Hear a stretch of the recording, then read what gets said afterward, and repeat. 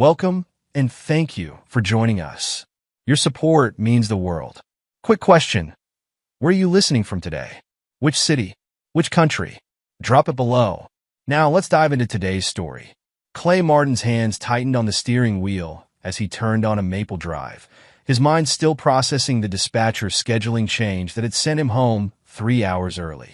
After 15 years at the Emergency Dispatch Center, he'd learned to appreciate these rare moments of unexpected free time. Maybe he'd surprise Sophie and Max with their favorite takeout. Make an ordinary Thursday feel special. The late afternoon sun cast long shadows across his front lawn as he pulled into the driveway, noticing Sophie's backpack thrown carelessly on the porch steps. His 16-year-old daughter was usually more careful with her things. Clay reached for his phone to check if she'd left him any messages about having company over when he heard voices drifting from the backyard gazebo. "Your mom's really going to let you meet them again this Sunday?" A male voice, Tyler, Sophie's boyfriend of 6 months, carried clearly through the crisp spring air. Clay's hand froze on the car door handle. Something in Tyler's tone made him pause. "Yeah, Lawrence says James and Emily are excited to see us again." Sophie's voice held an enthusiasm Clay hadn't heard from her in months. "Mom says it's important for us to bond as a family before the move." The move? Clay's mind raced as he silently pulled out his phone and opened the voice recorder app. 15 years of emergency dispatch work had taught him the value of documenting everything. "But what about your dad?" Tyler asked. "Sophie, you can't just disappear with your moms. What do you even call them? Secret family?" "Lawrence isn't like that," Sophie protested. "He really cares about us. Mom says Dad works so much he probably won't even notice when we're gone. She's been planning this for ages with Lawrence. They've got this amazing house in his new development.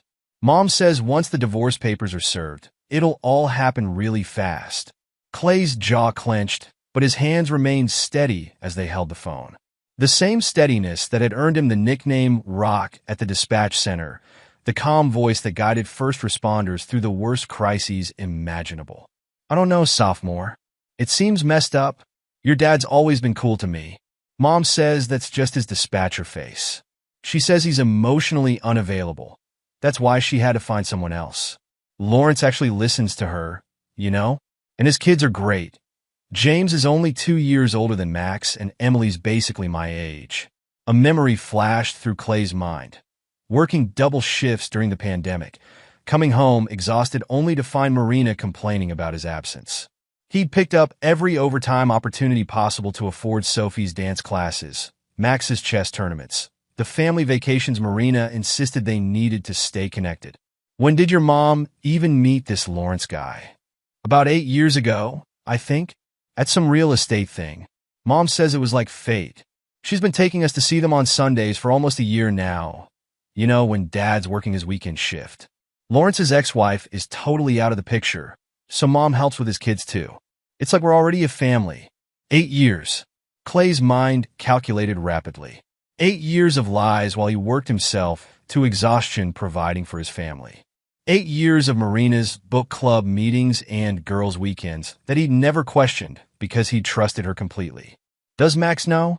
"No, Mom says he's too young to understand. But he'll adapt once we move. Lawrence's place has this amazing pool, and there's a chess club nearby that's way better than the one here." Clay heard the rustle of movement from the gazebo, followed by the soft sounds of teenage kissing. He stopped the recording and sat in silence, his tactical mind already shifting into emergency response mode. This wasn't a highway pileup or a 5-alarm fire, but it required the same methodical approach. He backed out of the driveway as quietly as he'd arrived, knowing Sophie and Tyler would never realize he'd been there. His phone showed a text from Max. "Chess club running late. Need pickup at 6. Perfect. That gave him 2 hours to make some calls. As Clay drove toward downtown, his dispatch training kicked in. Assess the situation, gather information, formulate a response plan. Marina might think she knew him, but she'd never understood that his dispatcher face wasn't a mask. It was the core of who he was. The steady hand that never wavered, the calm voice that guided others through their worst moments, the strategic mind that could coordinate multiple response teams simultaneously. Now those skills would serve a different purpose. His first call was to a number he'd saved years ago, but never thought he'd use. Rebecca Sanders, a private investigator recommended by a detective he worked with regularly. She answered on the second ring. "Miss Sanders? This is Clay Martin. I find myself in need of your services, and I understand discretion is your specialty." Rebecca Sanders' office matched her reputation. Professional, understated, and meticulously organized. Clay sat across from her desk 3 days later, reviewing the preliminary findings that justified every penny of her substantial retainer. "Lawrence Hart," Rebecca began, sliding a thick folder across the desk. "Real estate developer, specializes in luxury communities. Divorced twice, both times under similar circumstances to your situation. He has a pattern of targeting married women, particularly those with access to significant financial resources." Clay opened the folder, studying the photograph of a man whose carefully cultivated charm couldn't quite mask the predatory glint in his eyes. Lawrence Hart looked exactly like the type of man who would convince a woman to destroy her family. Expensive suit, practiced smile, and an air of entitled arrogance. "Tell me about the money," Clay said, his voice carrying the same professional detachment he used during major crisis calls. Rebecca pulled out several bank statements. "Your wife has been systematically transferring funds to a separate account for the past 5 years. Small amounts at first, but increasing significantly over the last 18 months. The account was set up through offshore channels by this man." She placed another photo on the desk. Clay's hand tightened imperceptibly on his armrest. Ronald Chavez, his best friend of 20 years, smiled up from the photograph. "Ronald has been helping Marina hide the money?" The betrayal twisted in Clay's gut, but his face remained impassive. "He's done more than that," Rebecca continued. "His wife, Janice Roberts, has been providing alibis for Marina's Sunday meetings with Hart and his children. They've created quite an elaborate cover story involving charity work and women's support groups." Clay thought of all the Sunday dinners he'd missed with his family while working overtime, the times Marina had told him she was helping Janice with various charitable causes. The pieces clicked into place with the same terrible clarity as when he pieced together clues during a major emergency response. "There's more," Rebecca said, her tone softening slightly. "Hart's new development, Riverside Estates, includes a house that's been reserved under a shell company. The paperwork traces back to an account funded partially by your inheritance from your parents. The inheritance he'd received 5 years ago after his father's death. Money he'd entrusted to Marina to invest for their children's college funds." Clay's fingers drummed once on the armrest, his only visible reaction to the news. "What about Hart's children?" "James, 14, and Emily, 17. Their mother, Teresa Fletcher, lost primary custody during their divorce 3 years ago. Hart's lawyers painted her as unstable and career-obsessed. Sound familiar?" Clay nodded. It was the same narrative Marina had started weaving about him. The workaholic father too busy saving other people's lives to care about his own family. "I want everything," Clay said quietly. "Every meeting, every phone call, every dollar. Most importantly, I want to know exactly what she's told our children." Rebecca's eyes narrowed thoughtfully. "There's something else you should know. Your wife's been meeting with a family court mediator, building a case for primary custody. She's documenting your work hours, painting a picture of an absent father." "How long?" "The meeting started 6 months ago. She's laying groundwork for a smooth transition once she serves you with divorce papers. Hart's lawyers are known for aggressive custody battles." Clay stood, straightening his jacket with the same precise movements he used when preparing for a major crisis response. "I need surveillance on all Sunday meetings. I want to know exactly what my children are being told and how they're being manipulated. And Miss Sanders? I want Teresa Fletcher's contact information."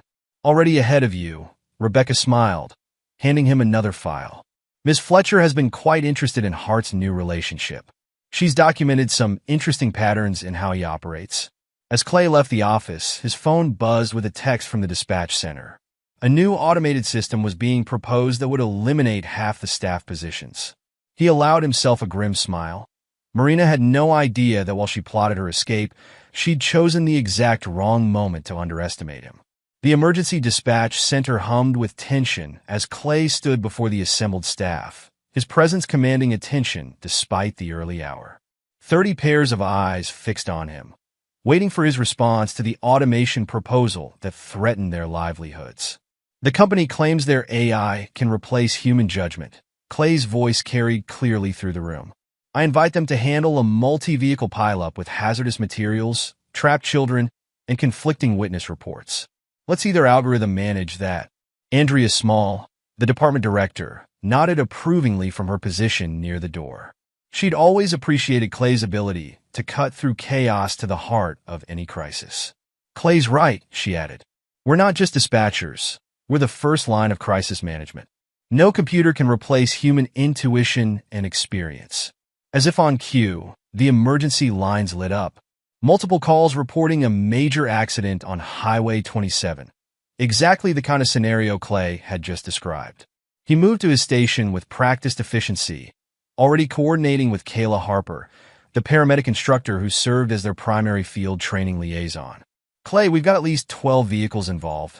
Kayla's voice came through clear and professional. Semi-truck carrying industrial cleaning supplies rolled over. I need you to coordinate fire, hazmat, and medical response. For the next 3 hours, Clay orchestrated a response that would later be used as a textbook example of why human dispatchers couldn't be replaced. His calm voice guided first responders through the chaos, his quick decisions preventing the situation from escalating into an environmental disaster. That was impressive, Kayla said later, finding him in the break room. The way you redirected that tanker truck before it reached the chemical spill saved us hours of cleanup and probably prevented several explosions. Clay accepted the coffee she offered, noting the concern in her eyes. They'd worked together for 5 years, long enough for her to notice the subtle changes in his demeanor lately. Something's wrong, isn't it? She asked quietly. You've been different these past few weeks. More focused, if that's even possible. Just dealing with some personal matters, Clay replied, his tone giving nothing away. Speaking of which, I need to make a call. Excuse me?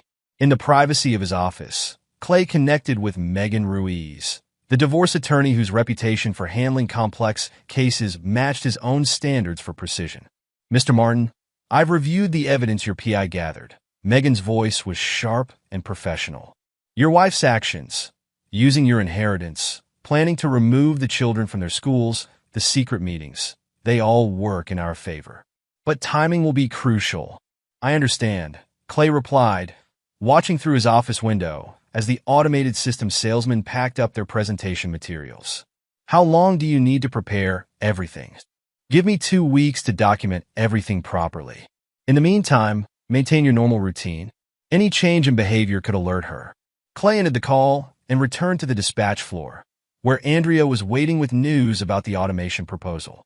The board wants you to head up a committee to evaluate the human element in emergency response, she said. After today's performance, they're reconsidering the automation timeline.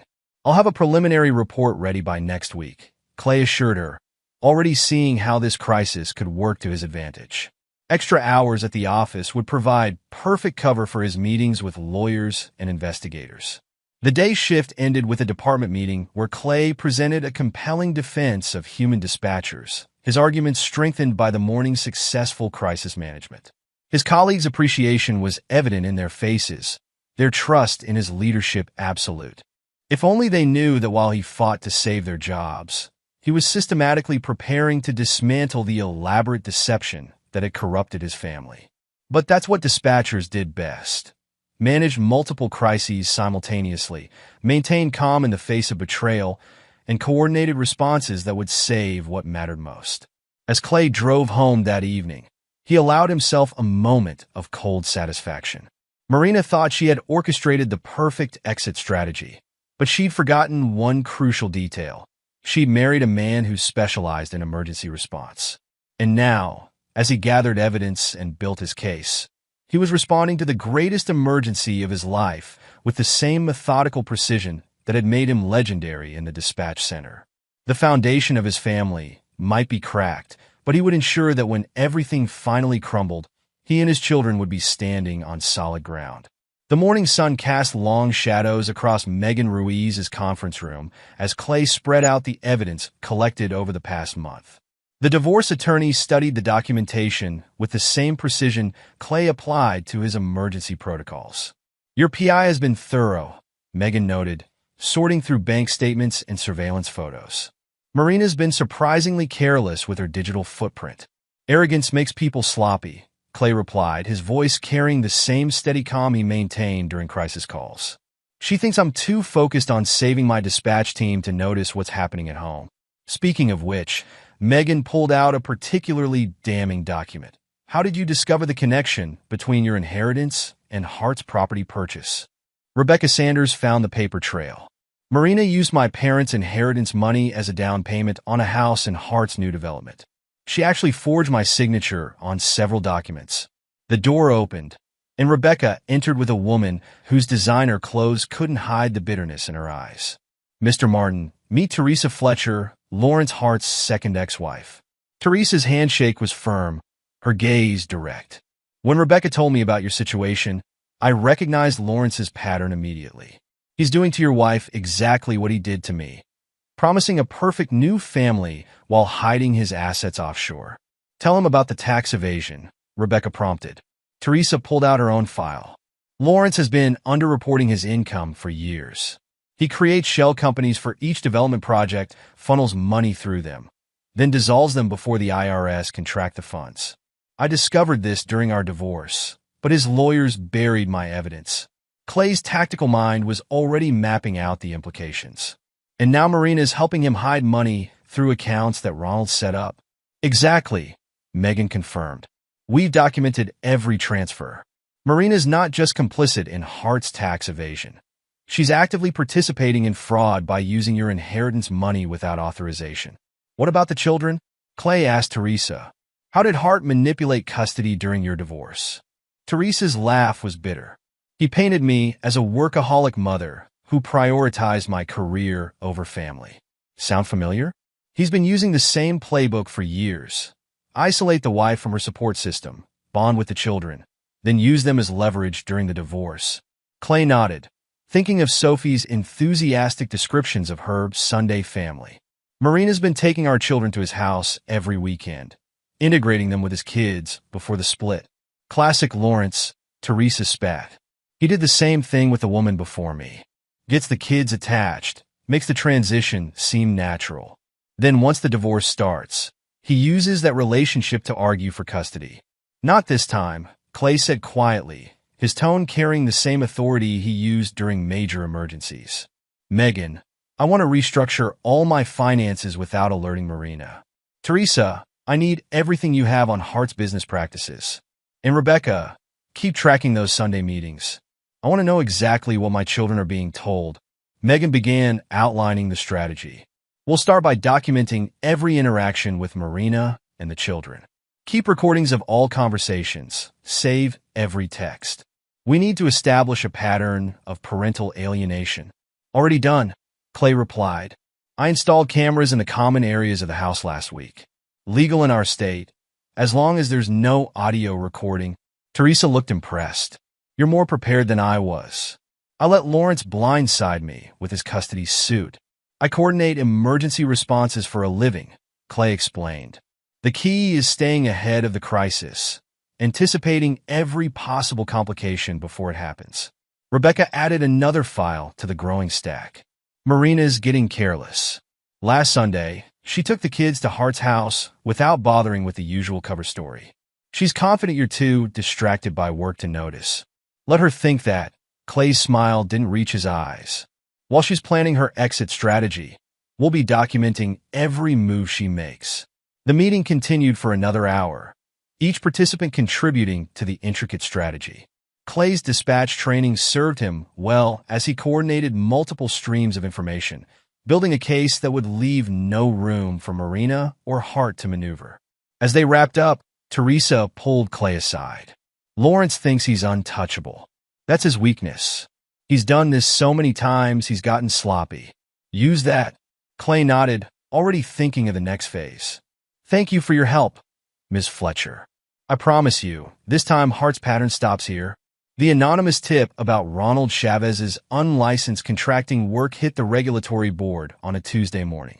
By Wednesday, investigators were combing through his business records, uncovering a pattern of fraud that extended far beyond building permits. Clay watched the developments from his office at the dispatch center, maintaining his usual professional demeanor while his former best friend's world began to crumble. The same day, an ethics investigation launched at Janice Roberts' real estate firm, triggered by concerned citizens questioning her involvement in suspicious property deals. Clay? A woman's hesitant voice drew his attention. He looked up to find Marina's sister, Gabriella Fink, standing in his doorway. Her eyes darted nervously down the hallway before she stepped inside.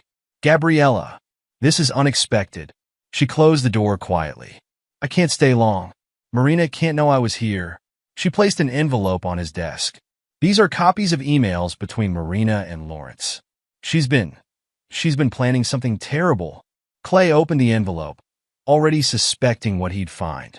The emails confirmed everything: detailed plans to move the children, manipulate custody arrangements, even scripts for how to present their new family to the court.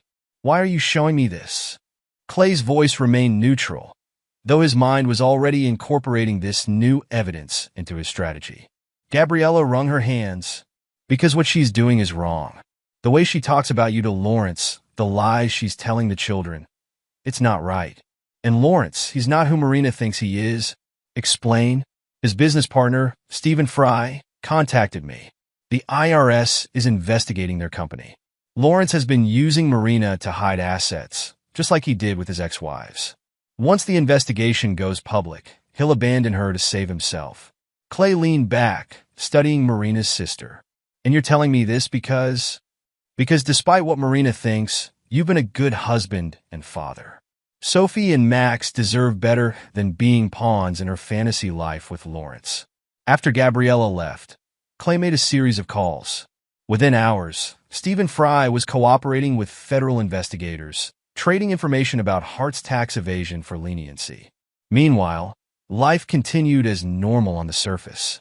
Clay maintained Max's chess club schedule and attended Sophie's school events, documenting every instance of Marina's absence or manipulation.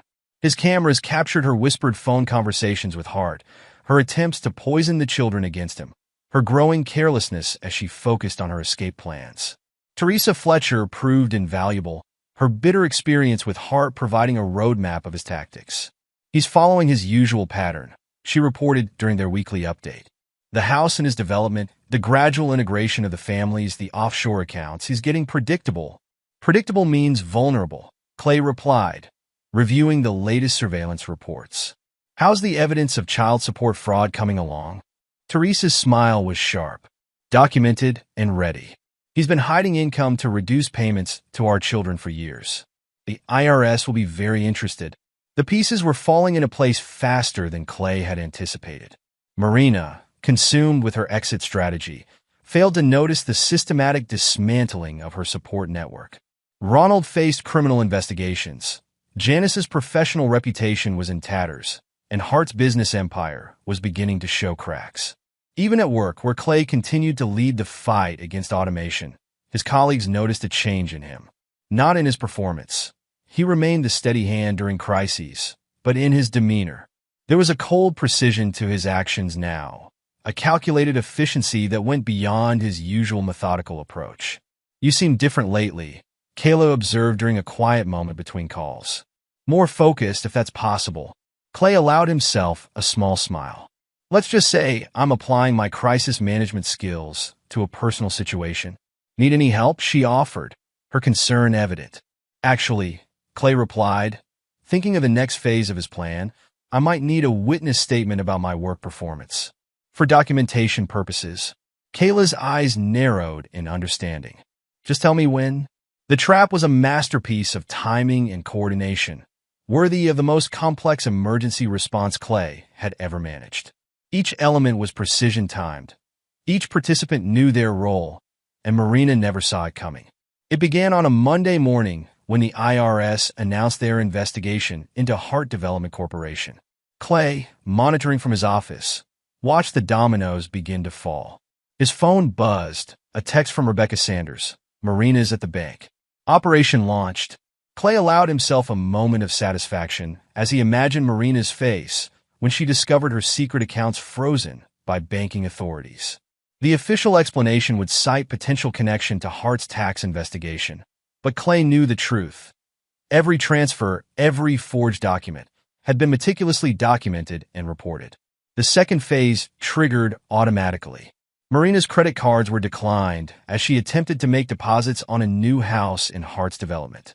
Clay had canceled their joint cards the previous night, leaving only her personal card active, the one tied to the now-frozen accounts. At precisely 2:15 p.m., as Marina sat in her real estate office preparing property listings, a courier delivered the divorce papers.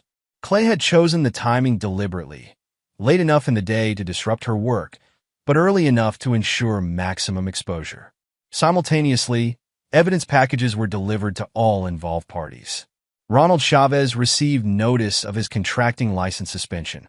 Janice Roberts faced an ethics board hearing. Hart's business partners got copies of federal tax investigation documents. Marina's family received proof of her systematic deception. Clay monitored the aftermath from his command center at work, where he was ostensibly focused on a major system upgrade. In reality, he coordinated with his team of allies as years of Marina's careful planning imploded in a single afternoon. Hart's assets are frozen, Teresa reported via secure message. He's already throwing Marina under the bus to save himself. Marina tried calling me, Gabriella texted. She's hysterical. Says you've ruined everything. Clay's phone lit up with Marina's name. He let it ring through to voicemail, recording every desperate message as she realized the extent of her situation. No more secret accounts, no dream house in Hart's development, no carefully orchestrated exit strategy. The final blow came from an unexpected quarter. Hart's children, James and Emily, publicly denounced their father's pattern of family destruction. Their social media posts, carefully orchestrated with Teresa's help, went viral in their community. You orchestrated all of this, Megan said admiringly during their end-of-day update. Every single element timed perfectly. Clay's response was calm, but his eyes held a cold satisfaction. I'm an emergency dispatcher, Megan. My job is to coordinate responses to crisis situations. Marina and Hart created the crisis. I just managed the response. They never stood a chance, did they? They thought they were dealing with a workaholic father too busy to notice their schemes. They forgot that my work involves anticipating worst-case scenarios and developing containment strategies. As Clay drove home that evening, his phone filled with messages from the devastated members of Marina's conspiracy. He ignored them all, focusing instead on the text from Max. Dad, can you help me prepare for the chess tournament this weekend? Everything else could wait. He'd sprung his trap perfectly, dismantling Marina's elaborate plans with surgical precision. Now it was time to focus on what really mattered, his children and the future he'd protected for them. The war wasn't over. Marina would certainly retaliate once she recovered from the initial shock. But Clay had anticipated that too. After all, managing ongoing crises was his specialty, and he'd made sure to keep plenty of evidence in reserve for the battles to come. Marina's voice echoed through the local news station's morning broadcast, her carefully rehearsed victim narrative falling flat against the mountain of evidence Clay had released. My husband is a manipulative workaholic who's turned my own children against me, she claimed, tears perfectly timed for the camera. He's fabricated evidence to destroy my reputation and steal my family. In the dispatch center break room, Clay's colleagues watched the interview with barely contained disgust. Andrea Small clicked off the TV before Marina could continue her performance. That woman has some nerve, Kayla Harper muttered, standing protectively near Clay. After what she did to your family. Clay maintained his usual composed demeanor, checking his phone as another text from Sophie arrived. His daughter had been reaching out constantly since the truth exploded into the open. Dad, can we talk? Please? I need to tell you everything. He arranged to meet Sophie at a quiet cafe after his shift, choosing neutral ground for what he knew would be a difficult conversation. When he arrived, she was already there, looking smaller and younger than her 16 years. I'm so sorry, Dad, she burst out as soon as he sat down. I should have told you what Mom was doing. The way she made us lie about those Sunday meetings, how she kept saying you were too busy to care. Clay's voice remained gentle but firm. Tell me everything, Sophie. No more secrets. The story poured out. How Marina had gradually introduced Hart and his children into their lives. painting pictures of a perfect blended family. How she'd manipulated Sophie's teenage desire for understanding, using Hart's daughter Emily as bait for friendship. She made it seem so natural. Sophie's voice cracked, like we're just making new friends. But then she started saying things about you. How you cared more about your job than us, how Lawrence would be a better father. And you believed her? No. I mean, sometimes I was confused, but Sophie wiped her eyes. Tyler kept saying it felt wrong. He actually started recording some of Mom's conversations because he was worried about how she was manipulating me. Clay made a mental note to reassess his opinion of Sophie's boyfriend. The boy had shown better judgment than he'd expected. Later that evening, Max caught Clay in his home office. His 12-year-old son stood in the doorway, chess trophy clutched in his hands like a shield. I knew something was wrong, Max said quietly. Mom kept trying to make me spend time with James, saying he could be like my big brother. But he was mean when adults weren't watching. Call me a chess nerd. Clay's hands tightened imperceptibly on his desk. Why didn't you tell me? Mom said you were too busy with work to care about family dynamics. But that wasn't true. You never missed a single chess tournament, even when you worked double shifts. The next blow to Marina's reputation came from an unexpected source. James and Emily Hart publicly posted their support for Clay on social media, detailing how their father and Marina had forced them into uncomfortable family bonding sessions. We've seen this pattern before, Emily's post read. Our father destroys families for sport, and we refuse to be part of it anymore. Mr. Martin, we're sorry for our role in hurting your children. The dispatch center provided another victory. Andrea called Clay into her office with unexpected news. The board was impressed by how you handled both the automation crisis and your personal situation, she announced. They're creating a new position, Department Supervisor of Emergency Response Training. The job is yours if you want it. Kayla, who had been instrumental in helping Clay reorganize the dispatch training protocols during the crisis, smiled from her seat by the window. You've earned this, Clay. The way you've managed everything, it's been inspiring. The final nail in Marina's public relations coffin came from her own family. Gabriella Fink, tired of her sister's lies, released years of emails showing Marina's calculated destruction of her marriage. My sister isn't a victim, Gabriella told the same news station that had aired Marina's tearful interview. She's a manipulator who chose wealth and status over her family's happiness. The real victim was Clay, who worked himself to exhaustion providing for his family while she planned to steal his children. The community's response was overwhelming. Parents from Max's chess club and Sophie's school rallied around Clay. Tyler's family offered support and testimony about Marina's manipulation. Even Clay's emergency response team submitted statements about his dedication as a father despite his demanding job. Marina's carefully constructed narrative crumbled. Her own children refused to support her version of events. Her lover's children denounced her. Her family exposed her lies.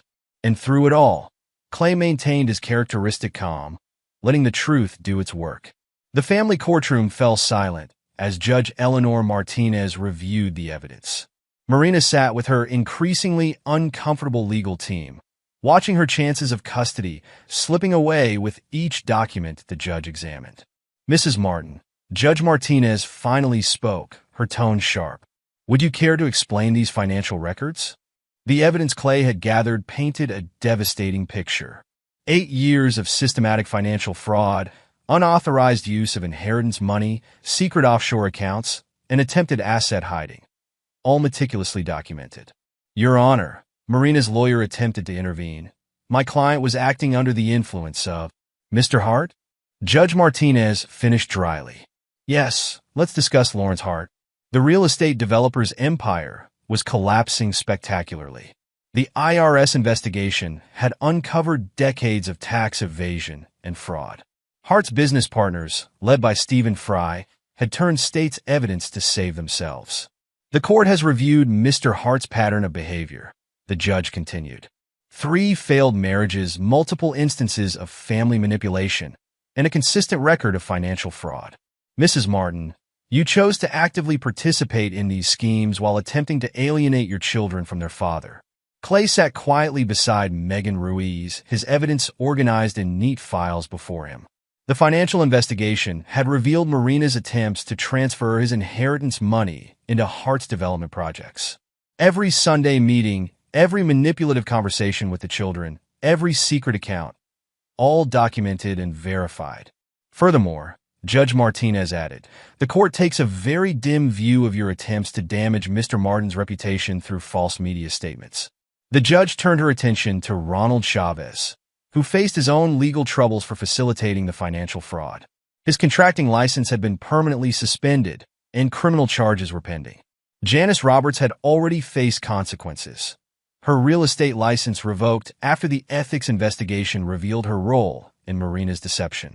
The professional fallout had been swift and merciless. Given the overwhelming evidence, Judge Martinez declared, this court finds in favor of Mr. Martin. Full custody of both children is awarded to their father, with Mrs. Martin's visitation subject to supervision and review. After the hearing, Teresa Fletcher caught up with Clay outside the courthouse. The children want you to have this. She handed him a letter from James and Emily. They're relieved to be back in my custody. Lawrence showed his true colors once his assets were frozen. Abandoned all of us to try saving himself.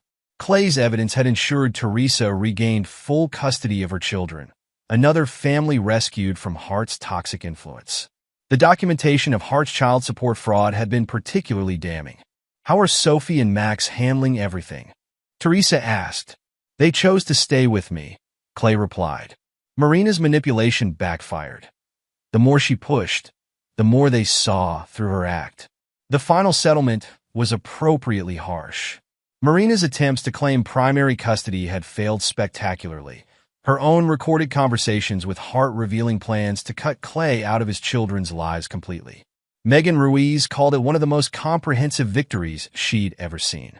You didn't just win, Clay. You established a precedent for how these cases should be handled. Snow fell softly outside the dispatch center's windows as Clay reviewed the latest training protocols. His emergency response program had become a model for departments across the region, combining human insight with technological support. A knock at his office door revealed Kayla Harper, now his partner both professionally and personally. Their relationship had developed naturally in the aftermath of the divorce, built on mutual respect and shared values. Max just called, she smiled. He won his regional chess championship. Sophie's driving him home from the tournament. Clay's pride showed in his subtle smile. The past year had transformed his family in unexpected ways.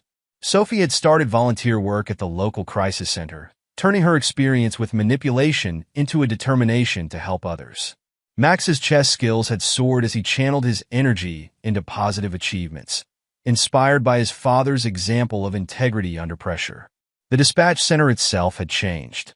Clay's training program, developed during the automation crisis, now served as a blueprint for other emergency response centers.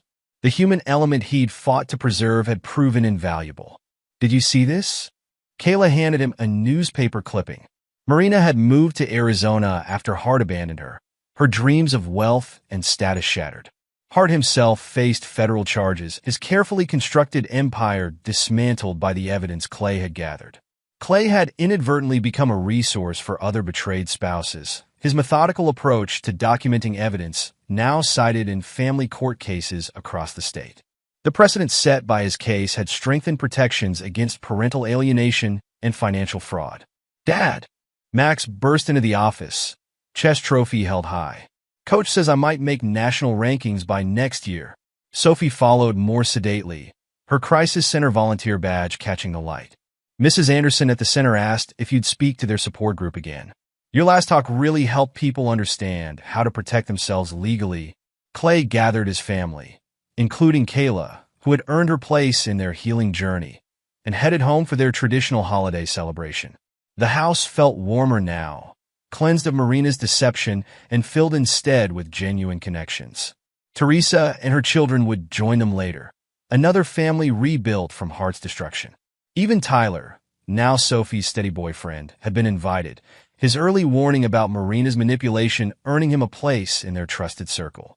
As Clay watched his family arrange presents and decorations, he reflected on the year's transformation. His tactical approach to crisis management had saved more than his job. It had preserved his family's future, exposed long-running fraud, and created a roadmap for others facing similar battles.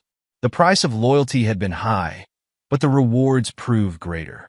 His children were thriving, his career soared, and his new relationship showed him what genuine partnership felt like. Most importantly, his family had emerged stronger, bound together by truth rather than manipulation. The holiday gathering represented everything Marina and Hart had failed to destroy: genuine love, earned trust, and the unshakable bonds of a family that had faced betrayal and emerged victorious. Epilogue.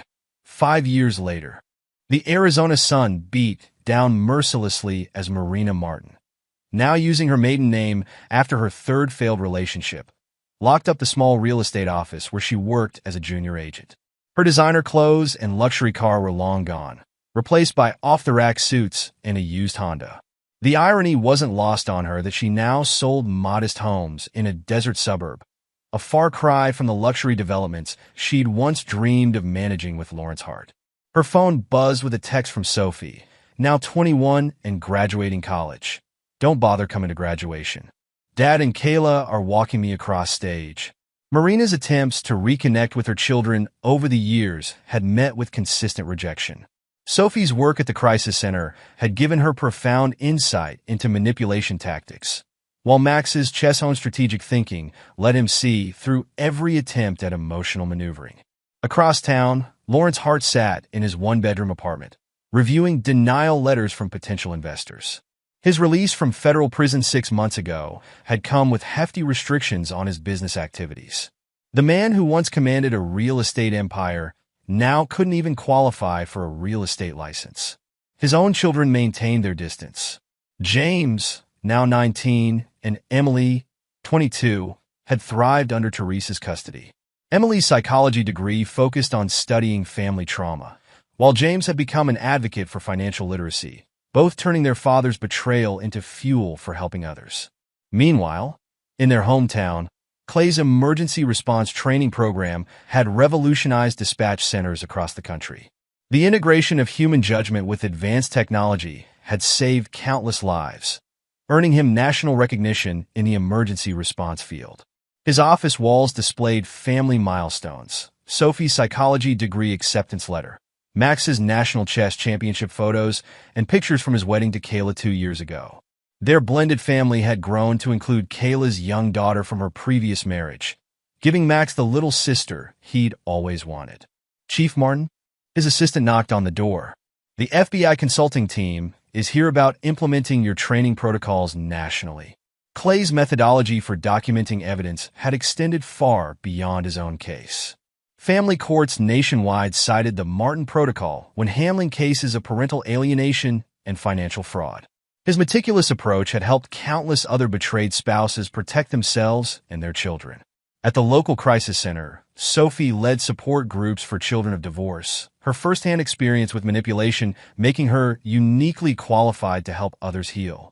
Her relationship with Tyler had strengthened through the years, their shared experience during Marina's deception creating an unshakable bond of trust. Max, now 17, had earned his chess grandmaster title, his strategic brilliance drawing comparisons to his father's methodical approach to crisis management. He'd recently started dating Emily Hart's best friend, the irony not lost on anyone that the children had formed better relationships than their manipulative parents had tried to force. Teresa Fletcher had turned her experience into a successful consulting business, helping divorce attorneys identify patterns of financial fraud and child manipulation. She and Clay occasionally collaborated on particularly complex cases, their shared history with Hart making them formidable advocates for other betrayed families. Ronald Chavez served his sentence for financial fraud in a minimum security prison, his contracting license permanently revoked. His wife Janice, stripped of her real estate credentials, had divorced him and moved to another state, their comfortable life destroyed by their role in Marina's schemes. The annual holiday gathering at Clay and Kayla's home had become a celebration of resilience. Teresa and her children, Tyler's family, even some of the people Clay and Sophie had helped through their darkest times, all coming together to mark another year of healing and growth. Marina's sister Gabriella occasionally sent updates about Marina's continued downward spiral. After Hart abandoned her, she tried to recreate her comfortable life with a series of wealthy men, each relationship failing as her manipulation tactics became increasingly transparent. Her attempts to rebuild her real estate career had stalled at entry-level positions, her reputation forever tainted by the evidence Clay had revealed. Hart's fall had been even more spectacular. His federal conviction for tax evasion and fraud had included massive fines and restitution payments. The man who once boasted about his business genius now lived on Social Security, his attempts to restart his career blocked by his criminal record and the sophisticated background checks Clay's case had inspired. The Martin versus Martin case had changed family law practice across the country. Clay's methodical documentation became required reading in law schools, teaching future attorneys how to protect clients from sophisticated manipulation schemes. The financial investigation techniques he'd employed were now standard practice in high-asset divorce cases. Kayla had expanded the dispatch training program to include specific protocols for domestic crisis calls, incorporating lessons learned from Clay's experience. Their professional partnership matched their personal one, both focused on helping others navigate their worst moments with strength and dignity. Max's chess tournaments had become family events, with Kayla's daughter Emma proudly wearing T-shirts supporting her big brother. The 12-year-old had inherited her mother's emergency medical training interest and her stepfather's strategic mind, already talking about combining both in her future career. Sophie's Crisis Center work had expanded to include a specialized program for teens caught in parental manipulation, her personal experience informing the curriculum. She and Tyler had recently bought a house just minutes from Clay and Kayla, ensuring their future children would grow up surrounded by the strong family bonds Marina had tried to destroy. The local news occasionally ran stories about the case's lasting impact, particularly when similar schemes were uncovered in high-profile divorces. Clay's calm, methodical approach to destroying Marina and Hart's elaborate deception had become a blueprint for exposing narcissistic manipulation in family courts. One morning, as Clay reviewed applications for the latest dispatch training cohort, he found a familiar name. Hart's former business partner, Stephen Fry, had recommended his daughter for the program. The note attached explained how observing Clay's handling of the crisis had inspired her to pursue emergency response work. Every Christmas, Clay received cards and letters from families his case had helped. Parents who'd found strength in his example, children who'd learned to recognize manipulation, attorneys who'd used his methods to protect vulnerable clients. Each story confirming that from the ashes of Marina's betrayal, something valuable had emerged. Marina's last attempt to revise history, a self-serving memoir manuscript, had been rejected by every publisher, the documented evidence of her deception making her claims of victimhood impossible to market. She tried to paint herself as a woman trapped in a loveless marriage, only to have her own recorded conversations expose the calculated cruelty of her actions. Hart's children had published their own story, a powerful account of recognizing and escaping generational patterns of manipulation. Their book, unlike Marina's, had become required reading in family therapy programs, its honest examination of their father's destructive patterns helping others identify similar behavior. Clay's office included a wall of recognition, but his favorite item wasn't an award or commendation. It was a simple chess piece, a knight, given to him by Max after his first championship win.